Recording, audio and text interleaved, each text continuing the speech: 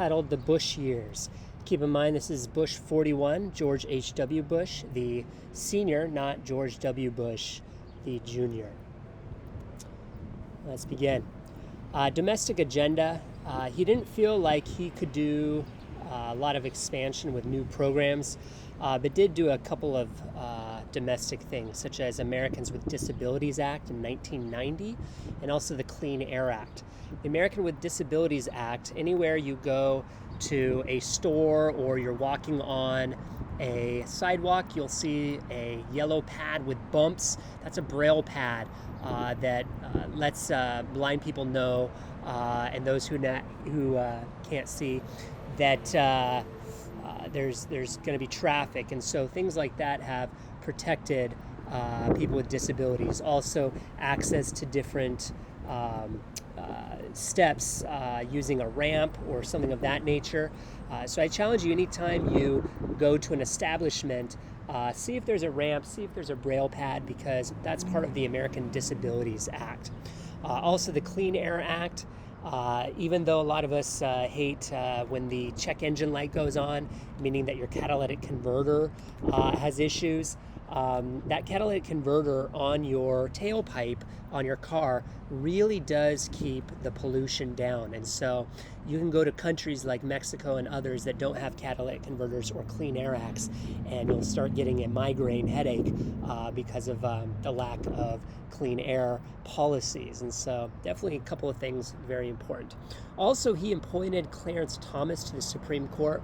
He's been the most conservative and possibly one of the most controversial appointments because he is so conservative, but he's a constitutionalist.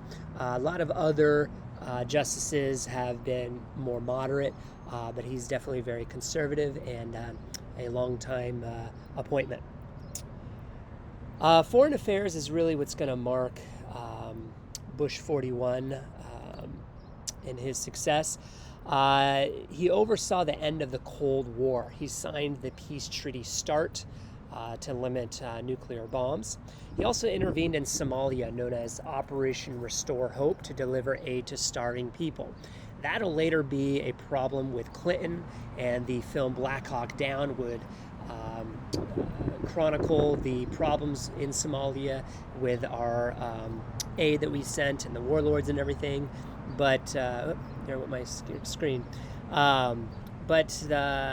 Back to foreign affairs.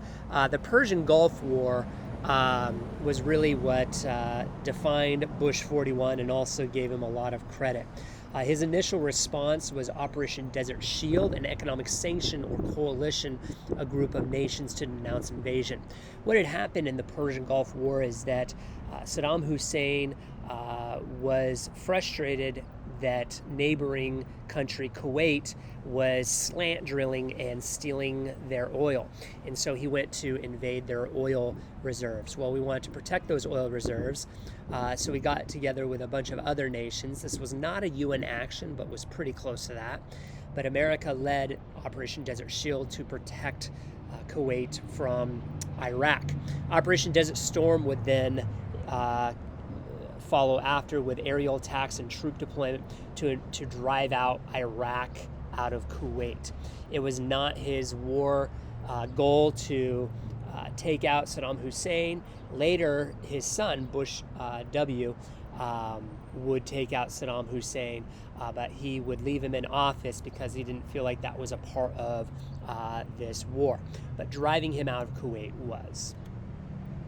As you can see right here, the different oil fields in red that were at risk, and the different airstrikes that would happen as well.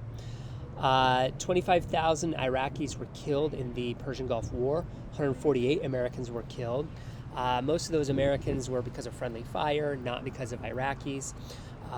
This helped cure the Vietnam syndrome that we had of unpopular wars, as this was a very popular war, just war that we were fighting.